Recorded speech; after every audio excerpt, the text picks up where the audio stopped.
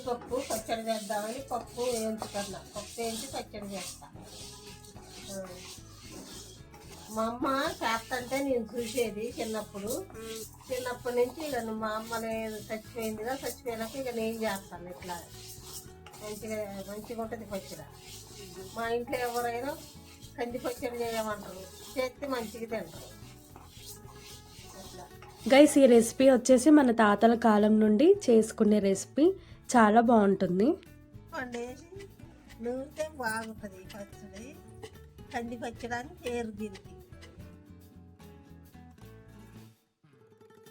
కారం 2 స్పూన్లు, ఉప్పు 1 స్పూను సాలిగా.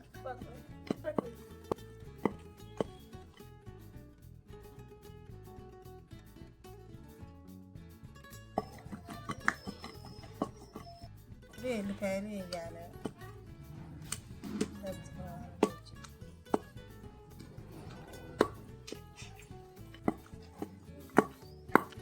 కంది పచ్చడి రెడీ అయింది. కావాలనుకుంటే తాలింపు వేసుకోవచ్చు, లేకపోతే ఇట్లే తినచ్చు.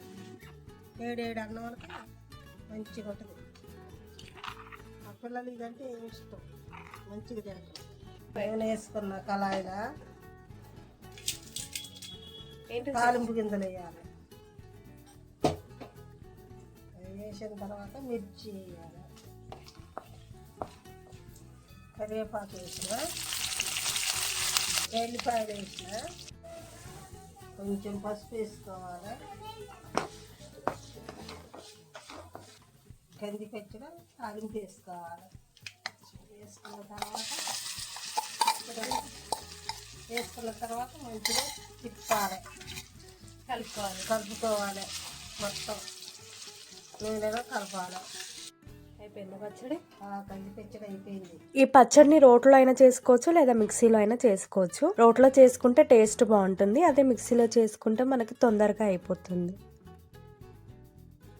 నా మనోరాలు ఛానల్ని సబ్స్క్రైబ్ చేసుకోండి.